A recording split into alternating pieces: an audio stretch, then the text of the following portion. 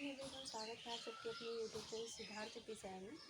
I hope कि आप लोग मस्त होंगे, स्वस्थ होंगे और अपनी पठन पाठन की क्रिया में व्यस्त होंगे। ठीक है, व्यस्त रहना भी ज़रूरी है क्योंकि इसके सिवा कोई रास्ता भी नहीं है। और चलिए स्टार्ट करते हैं कि आज का टॉपिक क्या है। आज का टॉपिक ये है कि एक गर्ल्स के लिए एनटीपीसी की स्ट्रेटजी क्या होनी चाहिए और अपने किचन के कामों के साथ साथ अपनी पढ़ाई को कैसे स्टैंडर्ड लेवल तक लेके जा सकती हैं। ठीक है, क्योंकि कंपटीशन भी बहुत ज़्यादा है और वैकेंसी तो है ही, लेकिन कंपटीशन भी बहुत ज़्यादा है। आजकल ऐसे कोई भी या गर्ल्स या बॉयज जो पढ़ नहीं रहे हों, सभी पढ़ रहे हैं। सभी के हाथ में मोबाइल है तो सभी पढ़ रहे हैं। ठीक है, चाहे घर से चाहे कहीं बाहर से। ठीक है, तो ज़रूरी भी है। तो सबसे पहले फर्स्ट ऑफ ऑल, यदि आप चैनल पर नए हैं तो चैनल को प्लीज़ सब्सक्राइब एंड शेयर ज़रूर करिएगा, क्योंकि जो आपके अदर भाई बंधु हैं उन्हें भी थोड़ा सा हेल्प मिल सके और इस स्ट्रेटजी अगर फॉलो करते हैं तो एक अच्छा सा नंबर स्कोर कर सकते हैं अपने इस एनटीपीसी के एग्ज़ाम में। ठीक है, अपने घर के कामों के साथ साथ। तो चलिए स्टार्ट करते हैं। ठीक है, सबसे पहले एनटीपीसी का जो सब्जेक्ट है वो reasoning, math and GK GS है। ये तीन सब्जेक्ट को पूछा जाएगा। मतलब है तो इसमें कई सारे, लेकिन ये तीन मुख्य हैं। ठीक है, तो इस चीज़ को समझिएगा। तो इसमें नेगेटिव मार्किंग भी है, 1/3 की नेगेटिव मार्किंग है।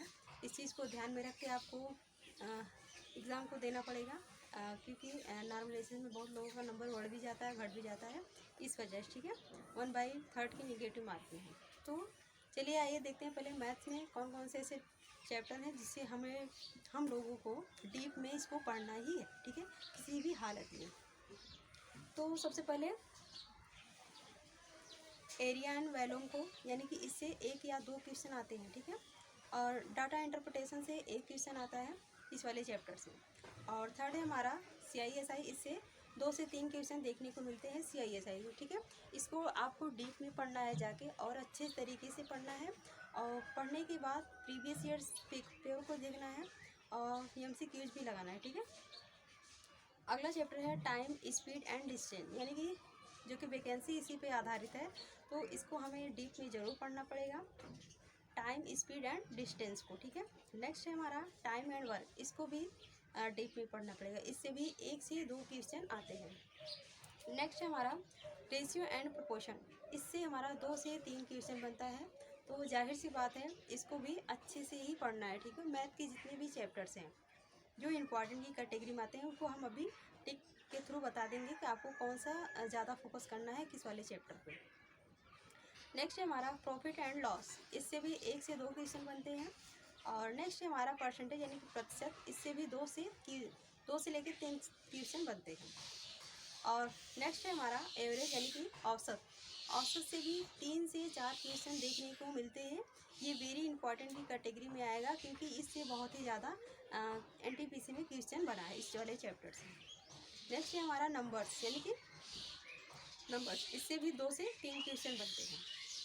और है HCF एंड LCM, इससे भी 3 से लेकर 4 क्वेश्चन बनते हैं। इसको भी आपको डीप में पढ़ना होगा और अच्छे से देखना पड़ेगा। ठीक है, और नेक्स्ट है हमारा सिंप्लीफिकेशन, इससे भी 2 से 3 क्वेश्चन बना है और अच्छा भी लेवल का आता है। ठीक है, नेक्स्ट हमारा मिक्सचर एंड एलिगेशन, इससे भी 1 से 2 क्वेश्चन आते हैं। ठीक है, इसको आपको देखना है, बट उसके मुकाबले जो टाइम, स्पीड एंड डिस्टेंस है उसके मुकाबले थोड़ा सा कम ही देखेंगे तो चलेगा। नेक्स्ट हमारा मेंसुरेशन, यानी कि क्षेत्रमिति, जो है कि मेंसुरेशन वाले स्पॉट से 2 से 30 क्वेश्चन बनता है। और अगला है हमारा टेक्नोमेंट्री, इससे भी 2 से लेकर 3 क्वेश्चन पूछे जाते हैं। और अलजेब्रा से आपको नहीं भी पढ़ेंगे ना तो कोई बात नहीं, क्योंकि अलजेब्रा से कभी कभार एक आध क्वेश्चन देखने को मिल जाते हैं। ठीक है, और अगला है हमारा ज्योमेट्री, यानी इससे भी 1 से लेकर 2 क्वेश्चन के बीच बनते हैं। अब तय करता है आपका शिफ्ट कि किस शिफ्ट में ज़्यादा क्वेश्चन इस चैप्टर से आ रहे हैं या किस में नहीं आते हैं। ठीक है, इस पर भी तय होता है। तो सबसे पहले इतने जितने भी हम चैप्टर आपको बताएं, इस पर आपको कौन से चैप्टर को ज़्यादा फोकस करना है, तो वो है आपका पहला है CISI। ठीक है, फर्स्ट पे है CISI एंड सेकेंड है हमारा टाइम, स्पीड एंड डिस्टेंस। ठीक है, टाइम, स्पीड एंड डिस्टेंस। और इसके बाद है ratio and proportion. Ratio and proportion पे ध्यान देना है, और अगला है हमारा परसेंटेज। आपको परसेंटेज को बहुत अच्छे तरीके से देखना है, एकदम क्वेश्चन को घोल घोल के पी जाना, इस तरह से देखना है, ठीक है, परसेंटेज वाले चैप्टर को। नेक्स्ट है हमारा एवरेज, ठीक है। एवरेज को भी बहुत अच्छे तरीके से देखना है, इससे 3 से लेकर 4 क्वेश्चन बनते हैं एनटीपीसी एग्जाम्स पे, ठीक है। और ये हमारा एलसीएम एंड एचसीएम, इससे भी 3 से 4 क्वेश्चन बनते हैं, ठीक है। यानी कि 6 चैप्टर ऐसे हैं जिसको आपको डीप में पढ़ना है, एकदम पूरी पकड़ होनी चाहिए इस चैप्टर पे अच्छे तरीके से, क्योंकि अगर हमें क्वेश्चन दिखे तो हमें पता लग जाए कि इस चैप्टर का ये क्वेश्चन है, ठीक है। तो इस तरह से आपको पढ़ना है। तो ये रहा पूरा मैथ का सिलेबस, मतलब कि कहाँ कहाँ से क्या कितने क्वेश्चन, किस चैप्टर पे हमें ज़्यादा ध्यान देना है, किस पे नहीं देना है, तो ये सारी बातें हुई, ठीक है। अब आते हैं रीजनिंग पे। तो रीजनिंग पे आपकी बातें हो जाती हैं, ठीक है। तो ये रहा मैथ, यानी मैथ। अब मैथ को पढ़ना कैसे है, कितना टाइम देना है, कब कब पढ़ सकते हैं, अपने किचन के साथ, अपने घर के कामों के साथ एक गर्ल्स या वुमेन के लिए कितना ये अपनी पढ़ाई को भी साथ रख सकते हैं, ठीक है। तो सबसे पहले जब आप खाना सुबह के टाइम खाना वाना बना के खा के सबको दे के, तो 10 बजे आपको नहा धो के बैठ जाना है, और 10 बजे के बाद आपको 3 घंटा, यानी कि मिनिमम 3 घंटा, आपको 3 घंटा इसको समय देना ही है, ठीक है। और 3 घंटा अगर आप मैथ को दे देते हैं, फिर इसके बाद आता है रीजनिंग की बारी। रीजनिंग आपको मतलब कुछ चैप्टर ऐसे हैं जो कि बहुत ध्यान देने की ज़रूरत है, बाकी कुछ ऐसे हैं कि हो जाता है, ठीक है, अगर मैथ आपका थोड़ा ठीक ठाक है तब। बाकी रीजनिंग में कोई ध्यान देने की ज़रूरत नहीं है उतना, ठीक है। तो 1.5 घंटे आपको या फिर 1 घंटे इसको रख सकते हैं। अगर जिसकी बहुत ही ज़्यादा अच्छी रीजनिंग है वो 1 घंटे दे सकता है रीजनिंग के लिए, ठीक है। ज़्यादा से ज़्यादा प्रीवियस ईयर्स को लगाना है और एमसीक्यूज को लगाना है, तो इससे आपकी स्पीड भी अच्छी रहेगी और साथ ही साथ क्वेश्चन का भी रिवीजन हो जाएगा, ठीक है। तो मैथ को इस हिसाब से देखना है, रीजनिंग को इसके थ्रू, ठीक है।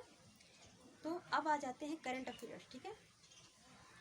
आपको करंट अफेयर्स कैसे देखना है, अगर आप सुबह के टाइम खाना बना रहे हैं कान में ईयरफोन लगा के, या फिर कोई खाना वाना खा रहे हैं, या फिर कुछ नाश्ता वास्ता कर रहे हैं, कान में ईयरफोन लगा के 1 घंटा करंट अफेयर्स क्लास को देख सकते हैं, ठीक है।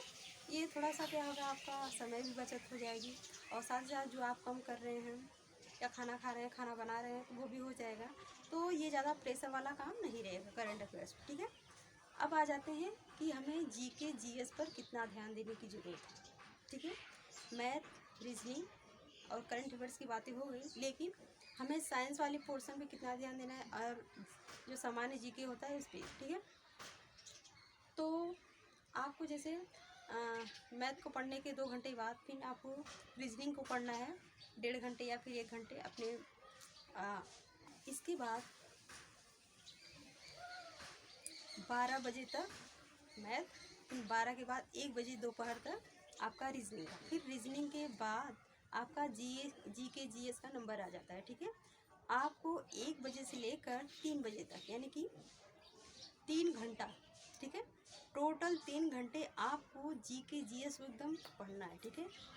पढ़ने के बाद जब आपको 3 घंटा ये लगे कि हाँ मैंने पढ़ लिया है, बहुत हो गया है, तो मैथ एंड रीजनिंग का ये मतलब दोपहर वाले काम को करने के बाद, ठीक है, दोपहर में ये सारी क्रियाएं करने के बाद, पढ़ने के बाद आपको 1 बजे से लेकर 3 बजे तक आपको जीके जीएस को पढ़ना है टॉपिक वाइज, ठीक है। टॉपिक वाइज पढ़िएगा तभी चीज़ें ज़्यादा क्लियर होंगी, और अंदर से ये फील होगा कि हम मैंने पढ़ा है कुछ, और ये तक हमारा पोर्शन यहाँ तक कंप्लीट हो गया है, ठीक है। तो अब शाम को 3 बजे के बाद आप घर का सारा काम करिए, खाना बनाइए, सब कुछ करिए, फिर शाम को 8 बजे तक अपना खाना पीना बना के सबको दे होके उसके बाद खाली हो जाना है। 8 बजे से लेकर आपको पढ़ना है 12 बजे तक, यानी कि इसमें बीच में जो 4 घंटा है, इस 4 घंटे में आपको करना क्या है, ठीक है। तो सबसे पहले जो आपने दोपहर में यानी कि 10 बजे से लेकर 3 बजे तक जो पढ़ा है, उसको मैथ में जितना भी पढ़ा है उसको रिवीजन करना है, और उसको उसी सवाल को फिर दोबारा लगाना है। लगाने के बाद जहाँ भी क्वेश्चन आपको फंसता है उसको टिक करिए। टिक करने के बाद और उसको मतलब जब नेक्स्ट टाइम उसको आप पढ़ें, केवल वो टिक वाले प्रश्न ही करें, ठीक है। क्योंकि आपका थोड़ा सा समय भी बच जाएगा, क्योंकि जो इजी कुछ सवालें होती हैं कुछ थोड़ा टफ लेवल की होती हैं, ठीक है। तो दोबारा आपको बस वही टफ लेवल की करना होगा, थोड़ा सा आपके क्या है कि समय भी बच जाएगा, ठीक है। तो इसके बाद वही दोपहर वाली प्रक्रिया है, फिर आपको मैथ को रिवीजन करना है, फिर उसके बाद रीजनिंग को जो दोपहर में आपने पढ़ा उसको रिवीजन करना है। फिर समय बचने के बाद, यानी कि कुछ तो समय बचता है आपको, और पढ़ करने के बाद आपको क्या करना है, जो आपने दोपहर में जीके जीएस को समय दिया था, जितना पढ़ा था उसको रिवीजन करना है, ठीक है। और रिवीजन करने के बाद सो जाना है, ठीक है। सो जाने के बाद फिर सुबह भोर में उठिए 4 बजे, आपका जो भी टाइम रहता है तो 4 बजे तक उठ ही जाइए। उठने के बाद आपको कुछ रिवीजन नहीं करना है, सबसे पहले जीके जीएस को रिवीजन करना है, ठीक है। आपने दोपहर में पढ़ा, शाम को पढ़ा, फिर भोर में पढ़ा, ठीक है। आपको अगर 3 बार ये लिख लिख के पढ़ेंगे तो चीज़ें आपको ज़्यादा क्लियर होंगी और आसानी से याद भी हो जाएंगी, ठीक है। तो मैं तो इसी तरह से पढ़ती हूँ भाई, मेरा ये शेड्यूल रहता है, क्योंकि मुझे घर का काम भी देखना पड़ता है और अपनी पढ़ाई भी खुद की, तो मैं इसी हिसाब से पढ़ती हूँ। बाकी आप लोग अगर अपने टाइम के अकॉर्डिंग आप इस समय को मतलब रख सकते हैं, ठीक है। आपको कब कब पढ़ना चाहिए, कब सो के उठते हैं, उस हिसाब से आपको रखना चाहिए, ठीक है। तो सबसे पहले CBT 1 को क्लियर को नज़र में रखते हुए पढ़िए, क्योंकि अगर CBT 1 क्लियर हो जाता है तो उसमें केवल 10% ही पढ़ाई करनी पड़ती है CBT 2 के लिए। बाकी जो अगर कुछ छूट जाता है तो प्लीज़ कमेंट के माध्यम से ज़रूर बताया करिए, थोड़ा सा हमें भी हिंट मिल जाया करिए कि हमने किस टॉपिक के विषय में बात करना भूल गया, फिर छोड़ दिया। तो ओवरऑल ये रहे हमारे, यानी कि इस आपका टोटल मिला के आपका 8 घंटा हो जाता है, यानी कि 8 आवर्स। अभी यदि आप पढ़ते हैं 24 घंटे में 8 घंटे आप देते हैं स्टडी को, तो ठीक है। तो ये यानी कि math, reasoning, GK GS, math 30, reasoning 30, GK GS 40 number की पूछी जाती है। 1/3 की नेगेटिव मार्किंग भी होती है इसमें, और इस नेगेटिव मार्किंग को ध्यान में रखते हुए आपको अगर मॉक टेस्ट लगाते हैं उसको करिएगा, ठीक है। क्योंकि यही आदत अगर आप आगे रहेगी आपकी, तो यही आदत हो जाएगी, फिर वही तुक्का मारने की आदत हो जाएगी। तो इस चीज़ों को आपको अभी से सुधारना पड़ेगा, ठीक है। तो मिलते हैं नेक्स्ट वीडियो के साथ। जय हिंद एवरीवन।